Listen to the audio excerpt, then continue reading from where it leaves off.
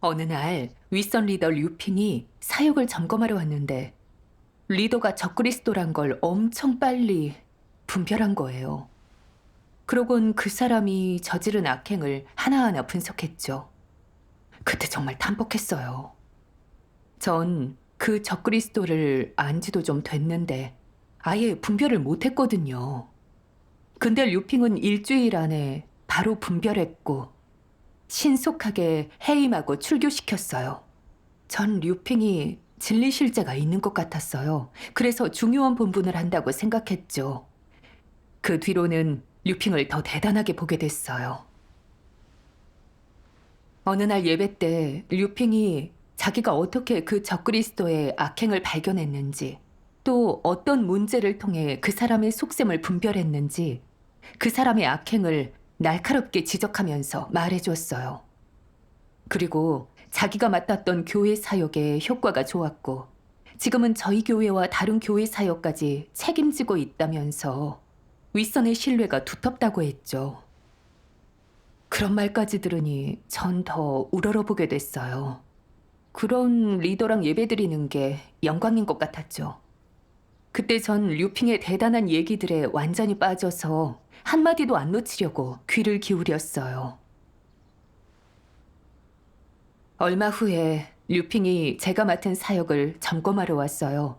전 동역자와 같이 왕자매를 해임한 일을 보고했는데 말이 끝나기 무섭게 본분을 독단적으로 하는 거에 관한 말씀을 찾아서 책망했어요. 왜 자기 멋대로 해임시켰냐고. 왜 자기 동의를 안 거쳤냐요. 그건 독립왕국을 세우고 억압하는 행동이라면서 적그리스도의 성질이라고 했죠. 심하게 책망했네요. 그러게요. 정말 너무 두려웠죠. 한순간 정죄받은 것 같아 받아들이기 힘들었어요. 저는 교회에 거짓 리더나 적그리스도가 생기면 하나님 선민이 연합해서 파면하거나 리더 일꾼이 직접 해임시키는 게 원칙이라고 생각했거든요. 맞죠. 왕자매는 늘 독단적이고 제멋대로였고 악인까지 발탁해서 교회 사역에 지장을 줬는데 교제하고 책망해도 받아들이지 않아서 드러난 거짓 리더였죠. 우린 원칙에 따라 해임한 건데 사람을 억압하고 독립왕국을 세운 거라니 류핑의 책망은 왠지 억지스러운 느낌이 들었어요. 근데 또 류핑이 많은 교회 사역을 관리한다는 건 저보다 통찰력이 있어서 본질적인 걸 지적할 수도 있겠다 생각했죠. 못 받아들이는 건 제 분량이 작은 탓이라 생각하고 일단 순종하는 마음으로 받아들이기로 했어요. 근데 말은 안 했지만 속은 소극적이 됐어요. 전 독립왕국을 세우거나 억압하려는 마음은 없었는데 제가 한 일들이 그런 성질을 갖고 있다니 너무 두려웠어요. 큰 사고를 친 것 같았거든요. 그러곤 류핑이 교회 사역을 캐물었어요.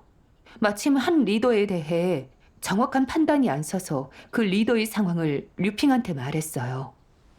그 리더의 행동에 근거해 말씀을 보자고 했는데 이틀 전에 봤던 말씀이 있어 류핑한테 물어봤죠. 근데 바로 그 순간 화를 내면서 핸드폰을 침대에 확 던지고는 심하게 책망하는 거예요.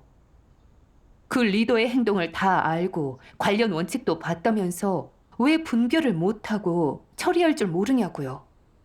이건 명백한 거짓 리더인데 해임을 안 한 건 고의로 거짓 리더를 지켜주는 거고 정리 사역에서 걸림돌 역할을 하고 있다는 거예요. 갑작스러운 책망에 어떻게 해야 할지 모르겠고 너무 불안했어요. 불과 이틀 사이에 적그리스도와 같은 악행으로 정죄받았죠. 억압에 독립왕국을 세웠다느니, 거짓 리더를 지켜줬다느니, 정리사역에서 걸림돌 역할을 했다느니, 다 하나님 성품을 거스르는 거잖아요. 이것만으로도 얼마든지 출교될 수 있죠. 이렇게 믿음의 삶이 끝날지도 모른다는 생각에 너무 가슴이 쓰리고 괴로웠어요. 하염없이 눈물이 났죠. 제가 막 우니까 어떻게 생각하냐 물었어요. 사실 전 너무 억울했어요. 그 리더를 정확히 판단하지 못했을 뿐이지 그 사람을 두둔하려고 한 건 아니었어요. 제가 그 일을 제대로 처리 못했으면 교제하면서 도와주면 되는데 그렇게 함부로 책망하고 정죄할 건 없잖아요? 받아들이기 힘들었죠. 그럼 그 생각을 얘기는 하셨어요? 아니요, 감히 못했죠. 괜히 말했다가 진리를 받아들이지 않는다 그러고 리더들의 흠을 잡는다고 정죄할까 봐요. 그럼 당장 해임이나 출교될 수 있잖아요. 게다가 거짓 리더를 바로 해임 안 한 것도 사실이니까 제가 일한 본질을 책망한 거라고 생각했죠. 더구나 류핑은 분별력이 있어서 잘못 책망한 건 아닐 거라고. 그저 제가 잘 모르니 순순히 받아들이기로 생각했죠. 그래서 거짓으로 책망한 게 맞다고 수용하고 반성하겠다고 했어요. 근데 마음은 정말 괴로웠어요. 이미 하나님 앞에서 과오를 너무 많이 저질러서 버림받는 게 아닌가 싶었어요.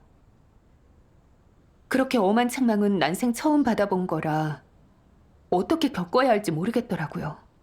심지어 리더 자리는 정말로 칼날 위를 걷는 것 같은 게 언제 하나님의 성품을 거슬러 잘못될지 모른다는 생각이 들었죠. 그래서 그럴 바엔 이 상황을 피해서 사직하는 게 낫겠다 싶었어요. 그러면 최소한 출교되는 건 피할 수 있잖아요. 하나님을 경계하는 거죠. 네. 그날 밤엔 자전거 타고 류핑의 물건을 찾으러 가다가 그냥 갑자기 넘어져서 멀리 쓸려나갔어요. 손과 발이 다 심하게 까졌죠. 바닥에 넘어졌는데 너무 괴로운 거예요. 어떻게 일어났는지 모르겠고 예배소에 갈 엄두가 안 났어요. 류핑이 제 몸에 상처를 보면 제가 하나님의 성품을 거슬러 징계받은 거라고 할까 봐 길가에서 한참이나 왔다 갔다 하다가 겨우 용기를 내서 예배소로 갔어요. 도착해서 물건을 내려놓고 화장실에서 상처부터 닦았죠. 류핑이 볼까 봐요. 상처를 닦다가 이런 생각이 들었어요. 이런 상황이 온 건 우연이 아니야. 하나님의 뜻이 있겠지. 그래서 기도했죠. 하나님, 너무 힘들고 괴롭습니다.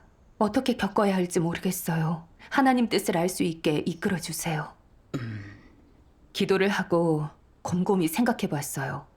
류핑은 잘 알아보지도 않고 함부로 책망하고 정죄하는데 그게 과연 옳은 건가? 그 후에 하나님 말씀을 봤어요.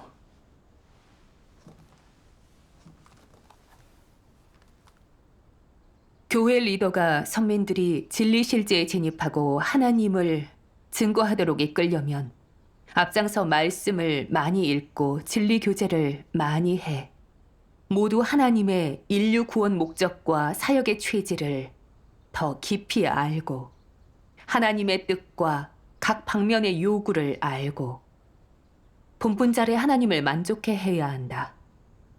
예배 때는 체험 간증을 실제적으로 말해야지 글귀를 이야기하는 것에만 그쳐서는 안 된다. 말씀을 먹고 마시는 초점은 진리를 깨닫고 행하는 데 맞춰야 한다. 실행에 옮겨야 진리를 깨달은 것이다. 하나님 말씀을 교제할 때는 인식한 만큼만 교제해야지. 허풍을 떨거나 아무 말이나 뱉지 말며 글귀를 읊어대거나 과장되게 말하지 마라. 내가 과장되게 말하면 사람들이 싫어하고 스스로도 가책받고 마음이 괴로울 것이다. 예배 때 진리를 교제해 어떤 성과를 거둬야 하느냐? 책망 훈계만 하면 모두가 진리를 알고 실제에 진입하도록 할 수 있느냐? 교제하는 진리가 실제적이지 않고 글귀뿐이라면 아무리 책망하고 훈계해도 소용이 없다. 사람들이 내 말을 듣고 너를 두려워하고 반항하지 못하면 진리를 알고 순종한다 여기느냐? 그것은 큰 오산이다. 생명 진입은 그리 간단치 않다. 어떤 리더는 기세등등한 신임 관리처럼 위세를 부리며 먼저 자신에게 복종하게 하는데 그렇게 하면 사역하기 쉽다 여긴다. 진리 실제가 없으면 얼마 못 가서 내 본 모습이 드러나고 실제 분량이 드러날 것이고 어쩌면 도태될 수도 있다. 일부 행정 업무에서 약간의 책망과 훈계, 단속을 하는 것은 괜찮다. 하지만 진리 공급은 못하면서 훈계만 하고 거드름만 피운다면 폐괴 성품을 드러내는 것이고 폐괴된 추한 모습을 드러내는 것이다. 시간이 지나면 하나님 선민은 너에게서 생명을 공급받지 못하고 실제적인 것도 얻지 못하여 너를 싫어하고 역겨워하고 멀리할 것이다. 아멘. 아멘. 이 말씀에서 깨달았어요. 리더는 진리 교제와 생명 공급이 중심이어야지 무턱대고 책망에선 진리를 얻게 할 수 없어요. 네. 류핑을 보면 우리 사역의 문제점이 드러났을 때 상황을 알아보지 않고 무턱대고 책망하고 억지로 정죄만 했지 해결책은 주지 않았어요. 그러니 책망받아도 전 어디서 문제가 생긴 건지를 몰랐고 실행할 길도 없었어요. 두렵기만 하고 소극적이 돼 경계했죠. 그제야 류핑의 책망은 사람의 뜻에서 비롯된 걸 알게 됐어요. 일부 정죄의 말은 함부로 책망하는 거였어요. 그걸 분별해야지 마냥 순종할 게 아니었죠. 맞아요. 이걸 깨닫고 내적 상태가 좀 좋아졌어요. 음. 근데 류핑의 책망이 하나님 뜻에 합당하지 않다는 것만 알고 넘겼지 류핑의 속셈과 그 행동의 성질을 분별하려고 안 했어요. 그 후에 교회에 선거가 있었는데 저랑 협력했던 천샤오도 후보였죠. 근데 천샤오는 지위욕이 너무 심해서 늘 명예 때문에 질투하고 경쟁했는데 안 되면 소극적이 돼 본분으로 화풀이하고 사역자들을 구속했어요. 그리고 사람이 너무 이기적이어서 본분할 때 하나님 집의 이익보다 자기 이익부터 챙겼거든요. 미움을 안 사려고 교회에 명백한 거짓 리더가 있는데도 그 일을 처리 안 해서 교회 사역에 피해도 줬어요. 그럼 리더로 적합하지 않죠. 그러게요. 그쵸. 일꾼들도 천샤오는 진리도 추구하지 않고 인성도 안 좋아 적합하지 않댔어요. 저도 확실치 않아서 이 문제를 류핑한테 얘기했어요. 뭐라고 하던가요? 그때는 별말이 없더니 선거 당일날 천샤오한테 본인을 찍어도 된다고 격려했죠. 결국 류핑이 개입하면서 천샤오가 최종 2인까지 간 거예요. 그건 부정선거 아니에요? 맞아요. 그쵸. 그 결과를 보고 좀 놀랐어요. 교회 사역 지침에 있잖아요. 어떤 사람을 세우든지 이견이 있는 경우엔 다시 알아봐야지 맹목적으로 세워서는 안 됩니다. 기다리고 알아보는 기간에 상황은 언제든 바뀔 수 있고 더 적합한 사람이 나타날 수도 있습니다. 교회에서 선거할 때는 누구든 후보를 지정해 주거나 하나님 선민에게 타의를 따르라고 강요해서도 안 됩니다. 이는 인권 침해이자 진리 위반입니다. 그렇죠. 네. 천샤오의 문제를 얘기했지만 류핑은 그 문제를 조사할 생각이 없고 오히려 천샤오를 뽑는 쪽으로 유도했어요. 류핑이 그렇게 중요한 본분을 맡고도 리더를 뽑는 그런 큰일에 경솔하니까 좀 의아했어요. 천샤오의 문제를 알면서도 계속 밀어주는 건 형제자매를 해치는 거잖아요. 그렇죠. 이런 생각이 들어서 다시 용기 내 천샤오의 문제를 제기했어요. 그러니 뭘 했어요? 한마디도 하지 않고 자기 일만 하더라고요. 그러니 혼란스럽고 심지어 제가 천샤오를 공정하게 대하지 못하는 건가 했어요. 안 그러면 류핑이 그렇게 할 리가 없잖아요. 괜히 제가 리더가 되려고 선거를 방해하고 남을 공격한다고 할까봐 걱정됐죠. 이미 전 류핑한테 과오가 많은 사람으로 찍혔는데 계속 천샤오의 문제를 제기하면 저를 해임하진 않을지, 적그리스도나 악인이라고 출교하진 않을지 걱정됐죠. 또 류핑은 어차피 윗선 리더니까 분별력이 더 있을 거라 생각했죠. 그런 사람이 천샤오를 밀어주는 건 충분히 리더 자격을 감당할 거라고 본다는 말이잖아요. 그래서 먼저 순종하고 진입하기로 했어요.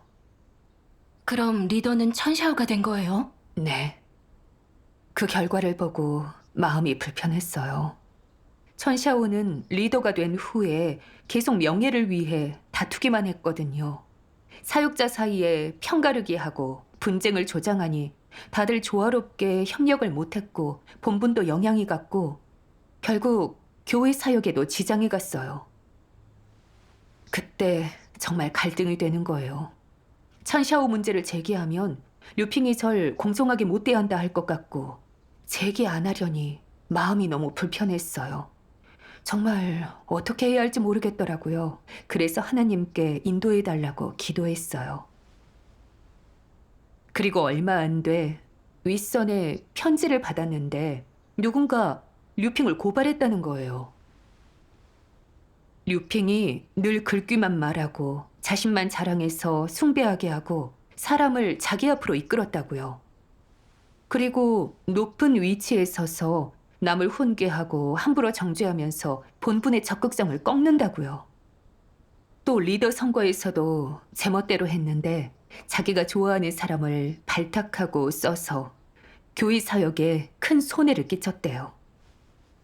게다가 류핑이 선거를 조작한 문제를 한 자매가 지적했더니 그 자매를 억압하고 해임시켰고 심지어 출교시키려고 했다는 거였어요. 정말 어머.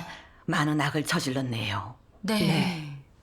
류핑의 행동을 보면 명백한 적그리스도 부류였어요. 리더가 악행의 증거를 빨리 내라고 했죠. 편지를 보고 멍했어요. 글쎄, 제가 생각했던 좋은 리더가 적그리스도였던 거예요. 그때 전 류핑의 악행들을 보면서 류핑과 있었던 일들이 떠올랐어요. 사실 제가 완전히 분별 못한 것도 아니고 인지를 못한 것도 아니에요. 그냥 아예 분별할 생각을 안 했어요. 그때 정말 제가 너무 답답하고 왜 이렇게 무감각한가 싶었어요. 그 후에 류핑의 행동에 관련된 말씀을 봤어요. 제가 읽죠. 네.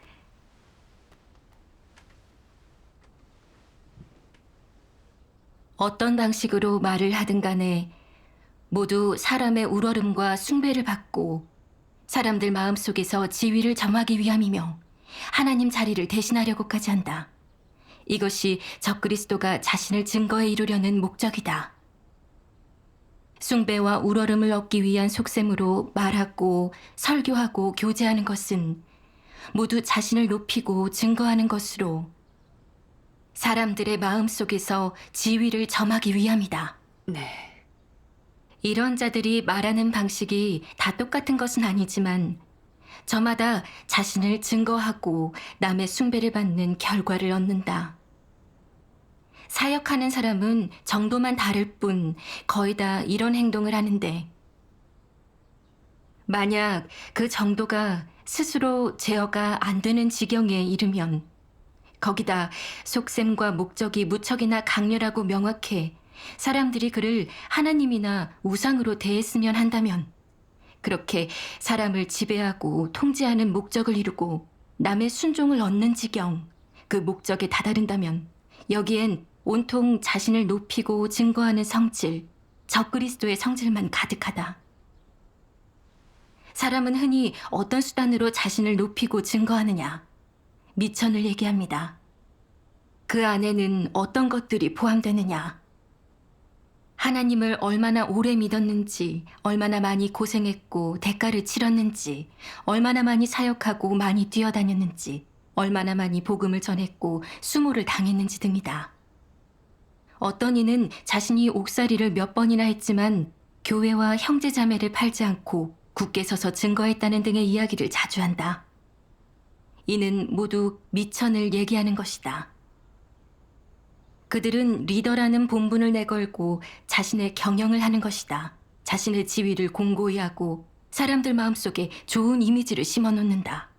동시에 각종 방식과 수단을 이용해 사람을 구슬린다. 더 나아가 자신과 의견이나 생각이 다른 이들, 특히 진리를 추구하는 사람을 공격하고 배척한다. 반대로 무지몽매하며 어리석은 믿음을 가진 사람, 하나님을 믿은 기간이 짧고 분량이 무척 작은 사람에겐 어떤 수단을 쓰겠느냐? 미혹하고 회유하고 위협하기도 한다. 이런 수단들을 써서 자신의 지위를 공고히 하려는 목적을 이룬다. 이런 것은 다 적그리스도의 수법이다. 아멘. 아멘. 이 말씀을 보면서 류핑이 일한 목적과 실체에 대해 분별하게 됐어요. 류핑하고 지내면서 보면 예배 때 하나님을 증거하거나 높인 적이 없고 자신의 패괴와 연약함은 말을 안 했어요. 오로지 자기 자신을 높이고 증거하고 자기가 적그리스도를 분별한 걸 자랑하면서 자기는 진리를 알고 하나님 집 사역을 지키는 것처럼 꾸몄죠. 또 자기는 많은 교회의 사역을 신경 써야 하고 인정받고 있다는 말로 실제 사역을 하고 하나님 뜻에 맞는 사람이란 착각을 줬어요. 늘 그런 식으로 자신을 증거하면서 대단한 이미지를 만든 거예요. 다 자신을 높이 보고 숭배하게 해서 사람을 미혹하고 통제하려고 했던 거죠. 게다가 우리가 왕자매를 해임했을 때 류핑은 원칙에 맞게 일했는지 보지 않고 함부로 정죄하기만 했었어요. 또 다른 리더에 대해 물어볼 때도 진리 교제로 해결해주거나 분별력을 키워주는 게 아니라 제멋대로 화내고 정죄했죠. 또 의견을 내면 바로 억압하기만 하고 타인의 생사는 생각 안 했어요. 류핑은 형제자매들을 원수처럼 보면서 자기가 내키는 대로 훈계하고 정죄하고 사람을 교체시켰죠. 그렇게 권위를 다지면서 반항하지 못하게 두려움을 줬어요. 모든 사람을 자기가 통제하려고 했던 거죠. 말할 땐 군림하면서 다른 사람과 같은 위치에 서지 않았어요. 자기는 폐교되지 않고 남과 다른 척했고 심지어 하나님 말씀으로 남을 훈계하고 정죄했어요. 자기는 이미 온전케 된 것처럼 진리의 주인인 척했죠. 완전히 적그리스도의 실체가 드러난 거죠.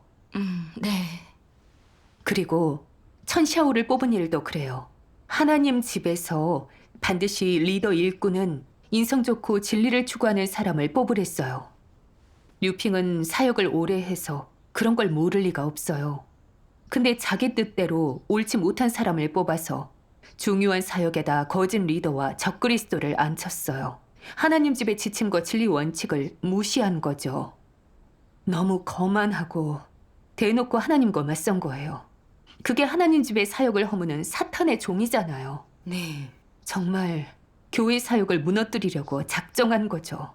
적그리스도는 너무 흉악해요. 맞아요. 근데 전 눈멀고 어리석어 적그리스도 같은 자를 진리 실제가 있는 사람으로 대했어요.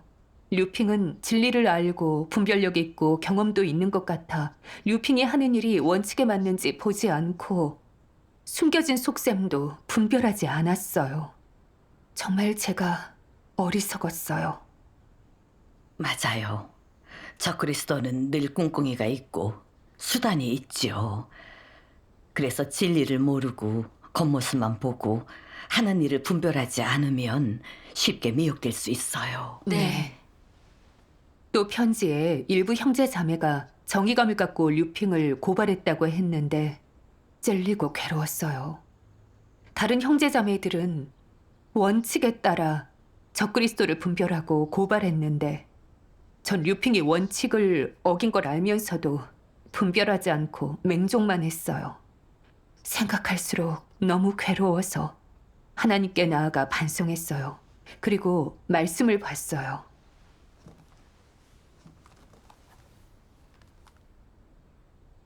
일부 사람들은 종종 겉으로 보았을 때 영적이고 고상해 보이는 사람, 이미지가 괜찮은 사람에게 미혹된다. 사람들은 글귀 도리를 말하고 말과 행동이 다른 이들의 감탄을 자아내는 그런 사람들의 일을 하는 본질과 원칙, 일을 하는 목표가 무엇인지, 또 그런 사람들이 진실로 하나님께 순종하는지, 진실로 하나님을 경외하고 악에서 떠나는지는 살피지 않는다. 그런 사람들의 인성 본질을 전혀 분별하지 않는다. 그 대신 처음에는 낯설었지만 점점 익숙해지면서 조금씩 탄복하고 우러러보다가 나중에는 그 사람들을 자신의 우상으로 삼는다. 사람에게 이런 미련한 행위와 우매한 사고방식 혹은 단편적인 사고방식과 실행법이 생기게 된 원인은 하나다. 그것을 오늘 알려주겠다. 그 원인은 바로 사람이 하나님을 따르면서 날마다 기도하고 하나님의 말씀을 보아도 사실상 하나님의 뜻을 전혀 알지 못한 데에 있다. 이것이 문제의 근원이다. 사람이 하나님의 마음을 알고 하나님이 어떤 것을 좋아하고 어떤 것을 혐오하는지, 무엇을 얻으려고 하고 무엇을 버리려고 하는지, 어떤 사람을 좋아하고 어떤 사람을 싫어하는지, 어떤 기준으로 사람에게 요구하고 어떤 방식으로 온전케 하는지 안다면 자신만의 생각을 갖겠느냐, 멋대로 다른 사람을 숭상하겠느냐, 또 일반 사람을 자신의 우상으로 삼을 수 있겠느냐. 만약 하나님의 뜻을 안다면 사람의 견해는 다소 이성적일 수 있을 것이다. 그리고 폐괴된 사람을 함부로 자신의 우상으로 삼지 않을 것이고, 진리를 실행하는 길에서 제멋대로 몇 가지 간단한 규례나 원칙을 지키는 것을 진리 실행으로 여기지도 않을 것이다. 아멘. 아멘. 이 말씀을 보고 깨달았어요. 제가 류핑을 그렇게 숭배하고 높이 본 건 모든 일에서 진리를 구하는 자세가 없었기 때문이고 하나님을 몰라서였어요.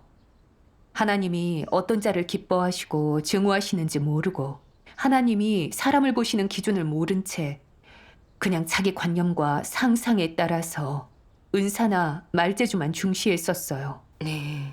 처음에 류핑을 알게 됐을 때 류핑이 신속하게 교회 적그리스도를 해임하는 걸 보고 그 대단한 이미지가 제 마음에 새겨졌어요.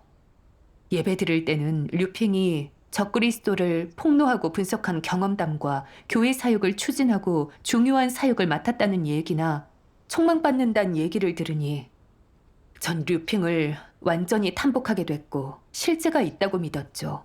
심지어 류핑과 예배 드리는 걸 영광으로 여긴 거예요. 그래서 류핑이 사역을 확인하면서 원칙 없이 책망하고 정죄해도 분별을 안 하고 그저 복종하고 수용했죠. 심지어 책망받고 소극적이 돼서 사직까지 생각하면서도 계속 자기 반성만 하고 있었어요. 하나님 말씀의 깨우침과 인도로 류핑의 책망이 잘못된 걸 알았지만 그렇게 일하는 본질이 뭔지는 분별하지 않았어요. 알게 된 지 몇 주 만에 전 류핑을 존경하고 추앙하면서 하나님의 자리를 잃어버렸어요. 하나님을 믿은 게 아니라 사람을 따르고 숭배한 거였죠. 그건 심각한 거죠. 맞아요. 반성하면서 저한테 잘못된 관점이 있는 걸 알게 됐어요. 류핑은 리더를 맡은 데다 많은 교회 사역도 책임졌고 교제도 잘하니까 진리 실제가 있다고 여겼어요. 그래서 류핑이 하는 일은 다 맞는 것 같아서 분별하질 않았어요. 나중에 말씀을 보면서 진리 실제가 있는지 없는지 분별하게 됐죠.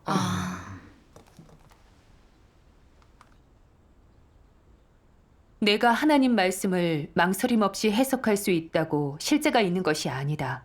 그것은 내 상상처럼 쉬운 것이 아니다. 실제란 입으로 말하는 것이 아니라 살아내는 것을 뜻한다.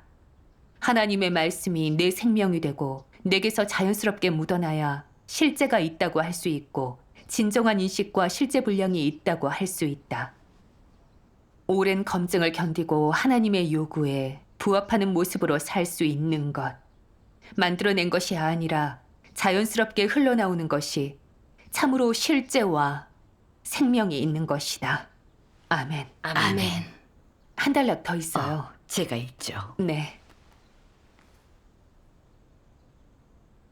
진리 실제의 유무를 어떻게 판단하느냐?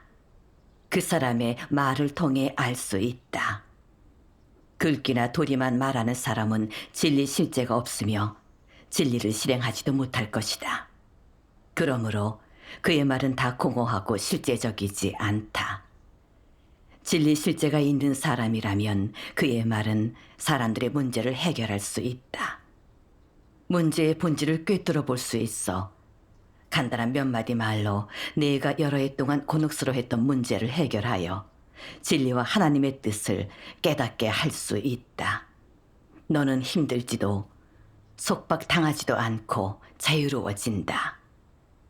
그렇다면 그가 한 말이 진리 실제가 아니겠느냐? 그가 아무리 말해도 내가 이해하지 못하고 너의 문제를 근본적으로 해결하지 못한다면 그의 말은 글귀나 도리에 불과하다. 글귀가 공급과 도움이 될 수 있느냐? 아니요. 글귀는 공급도 도움도 되지 못하며 실제 어려움도 해결 못한다. 글귀를 떠들어댈수록 사람은 듣기 싫어할 것이다. 진리를 깨달은 사람의 말은 다르다. 몇 마디만으로 근본 원인을 지적한다. 심지어 한마디 말로 일깨울 수 있고 급소를 찌를 수 있다. 이것이 진리 실제의 말로 사람의 어려움을 해결해주고 실행의 길을 가리켜주는 것이다. 아멘. 아멘. 아주 분명히 말씀하셨죠. 진리 실제가 있고 없고는 말을 얼마나 잘하는지, 얼마나 큰 사역을 하는지 볼 게 아니라 이 일이 임했을 때 진리를 실행하는지, 원칙에 따라 일하고 교회 사역을 지키는지, 하나님께 충성하는지를 보라고요. 그걸 갖춰야 진리 실제가 있는 거죠. 네. 누구는 자질이 좋고 말씀에 대한 이해력도 있는데 하나님 말씀을 행하지 않아요. 그래서 말을 잘해도 글귀일 뿐이고 진리에 대해선 구체적으로 말을 못하고 문제도 해결할 수 없죠. 또 원칙대로 본분하지 않고 자기 뜻에 따라 마음대로 하고 하나님 집의 이익을 지키려고 일하지 않고 그저 자기 명예를 위해 일해요. 그런 자는 진리 실체가 없죠. 네. 류핑도 많은 사역을 했지만 설교할 때는 하나님을 전혀 증거하지 않고 말씀을 체험하고 깨달은 걸로 도와주거나 붙들어주지 않고 그저 글귀 도리를 가지고 자기 자랑만 하면서 자기를 높이 보게 했죠. 또 문제를 처리할 때도 진리 원칙을 교제 안 하고 구체적인 실행길도 제시 안 했어요. 그저 작은 흠이라도 잡히면 함부로 훈계하면서 제멋대로 정죄만 했죠.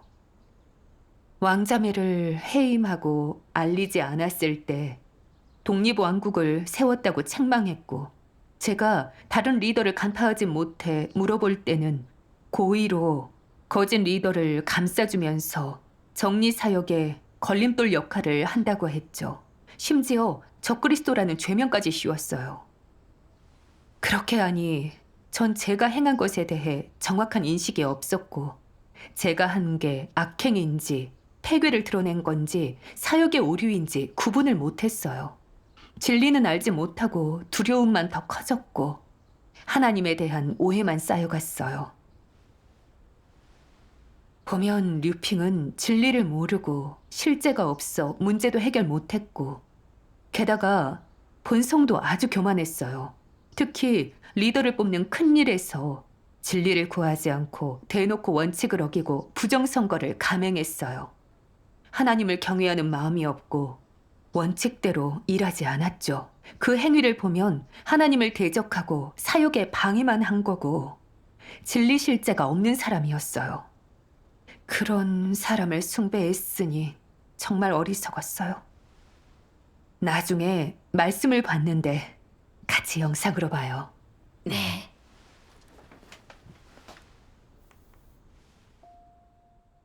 전능하신 하나님 말씀. 어떤 사람이 형제자매들의 선출로 리더가 되거나 하나님 집에서 뽑혀 어떤 사역을 맡거나 어떤 본분을 이행하는 것은 그의 지위나 신분이 특수하다는 뜻이 아니고 그가 깨달은 진리가 다른 사람보다 많거나 깊다는 뜻도 아니다. 그가 하나님께 순종할 수 있고 하나님을 배신하지 않을 것이라는 뜻은 더더욱 아니다. 물론 그가 하나님을 알고 하나님을 경외하는 사람이라는 뜻도 아니다. 사실상 그는 이런 것들에 이르지 못했고 그저 단순한 의미의 발탁 및 양성인 것이다. 그것은 발탁된 것일 뿐 다 양성된 게 아니다. 양성한 최종 결과가 어떨지는 그가 어떤 길을 걷는지, 무엇을 추구하는지에 달려 있다. 따라서 한 사람을 교회에서 리더로 발탁하고 양성하는 것은 단순한 의미의 발탁과 양성일 뿐이지, 그가 이미 리더로서 합격인 적임자라는 뜻이 아니고 이미 리더 일을 맡을 수 있는 사람이거나 실제적인 사역을 할 수 있는 사람이라는 뜻도 아니다. 결코 그런 것이 아니다. 어떤 사람을 리더로 발탁하고 양성할 때 최소한 어떤 것을 갖춰야 하는지 대부분 사람은 잘 알지 못한다.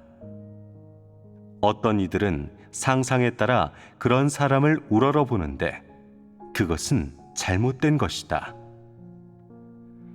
발탁된 사람이 하나님을 믿은 지 얼마 됐든 상관없이 그가 정말 진리의 실제를 갖추고 있겠느냐? 꼭 그런 것은 아니다. 하나님 집의 사역 지침을 시행할 수 있겠느냐? 그렇지 않을 수도 있다. 그 사람에게 책임감이 있겠느냐? 충성심이 있겠느냐? 순종할 수 있겠느냐? 일이 임했을 때 진리를 구할 수 있겠느냐? 그것은 모두 미지수다. 그에게 하나님을 경외하는 마음이 있겠느냐? 하나님을 경외하는 마음이 얼마나 크겠느냐? 일할 때 자기 뜻대로 하지 않을 수 있겠느냐? 하나님께 구할 수 있겠느냐? 리더 사역을 하는 동안 시시때때로 하나님 앞에 와서 하나님의 뜻을 구할 수 있겠느냐? 사람이 진리의 실제에 진입하도록 이끌 수 있겠느냐? 당연히 당장에는 할 수 없다. 훈련을 거치지 않고 체험이 너무 적기 때문에 이런 것을 해내지 못한다. 그러므로 사람을 발탁하고 양성한다는 것은 그가 이미 진리를 깨달은 사람임을 뜻하지 않으며 본분 이행이 합격점에 달할 사람이라는 뜻도 아니다. 발탁 및 양성하는 이들에 대해 높은 기대를 하거나 실제에 부합하지 않는 요구를 해서는 안 된다. 이는 불합리하고 그들에게 불공평한 일이다. 너희가 그들의 사역을 감독하는 것은 괜찮다. 그들의 사역에 문제가 있거나 원칙에 어긋나는 것이 있으면 제기하고 진리를 구해 해결해도 되지만 판단, 정죄, 공격, 배척을 해서는 안 된다. 그들은 단지 양성 기간이기 때문에 그들을 온전케 된 사람으로 봐서는 안 되고 완벽한 사람으로 봐서는 더더욱 안 되며 진리의 실제가 있는 사람으로 봐서도 안 된다. 내가 한 이 말이 무슨 뜻이겠느냐? 바로 하나님 집에서 발탁하고 양성하는 각 부류의 인재에 대해 정확히 대하라고 모두에게 알려주는 것이다. 그들에게 가혹한 요구를 해서는 안 되고, 당연히 그들에 대해 실제에 부합하지 않는 견해를 가져서도 안 된다. 그들을 지나치게 우러러보고 앙망하는 것은 사람의 우둔함이고, 그들에게 지나치게 가혹한 요구를 하는 것도 비인도적이고 실제에 부합하지 않는다. 아멘. 아멘. 말씀을 보고 깨달았어요. 리더로 뽑혔다고 진리 실제가 있거나 실제 사역을 할 수 있는 적격한 리더를 의미하는 게 아니었죠. 사실 그들도 똑같이 폐괴 성품을 가졌고, 사역하다 보면 진리 원칙을 어기기 마련이고, 하나님의 심판 형벌 책망도 받아야 하고, 형제자매의 감독도 받아야 해요. 네. 사실 하나님 집에서 양성하는 건 훈련의 기회를 주는 거예요.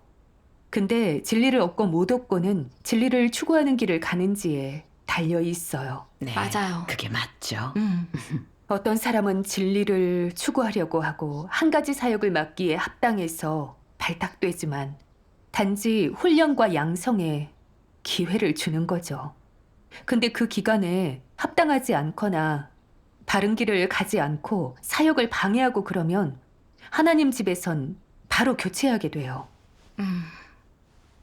류핑도 하나님 집에서 발탁해 기회를 준 거지만 진리를 추구하지 않고 바른 길을 안 가고 리더라는 직급을 달고는 온통 하나님 집의 사역을 방해하는 일만 했으니 결국 드러나 도태됐죠.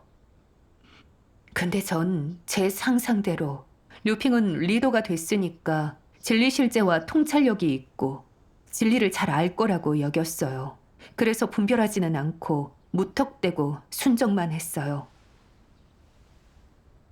근데 말씀을 보니까 리더 일꾼을 맹목적으로 높이 봐서는 안 되고 기준을 높여도 안 되는 거죠.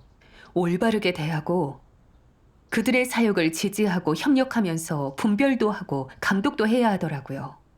그들이 하는 말이 맞고 진리 원칙에 맞게 일한다면 그건 사역을 지키는 거니까 당연히 순종해야죠. 근데 실제 사역을 안 하거나 악행으로 교회 사역을 방해한다면 당연히 폭로하거나 고발하고 파면해야죠. 네. 맞아요. 류핑이 함부로 책망하는 게 사실에 어긋나고 억지인 걸 알면서도 전 자신만 반성했으니 너무 미련했어요. 하나님은 분별력을 키우려고 상황을 마련하셨는데 저는 진리를 구하지 않고 공과를 배우지도 않고 적그리스도한테 미혹만 당했으니 다 자업자득이죠. 그러니 더 자책이 됐고 하나님께 정말 면목이 없다는 생각이 들었어요. 그래서 기도했죠. 하나님, 저는 너무 나약해서 거짓 리더와 적그리스도의 억압과 미혹을 분별하지 않고 복종만 하면서 교회 사역에 지장을 주었습니다. 이제 회개합니다. 저는 이기적으로 자신을 지키지 않고 일어나 류핑의 악행을 고발하겠습니다. 아멘. 아멘. 그 후에 류핑의 악행을 다 고발했어요. 리더한테 연락이 왔는데 류핑은 악행을 저지르고도 회개 안 해서 적그리스도로 규정해 출교했대요. 하나님은 공의하시네요. 네. 맞아요. 정말 기뻤지만 또 천샤오가 생각났어요. 늘 명예를 위해 다투고 방해만 했지 회개는 안 했거든요. 명백한 거짓 리더예요.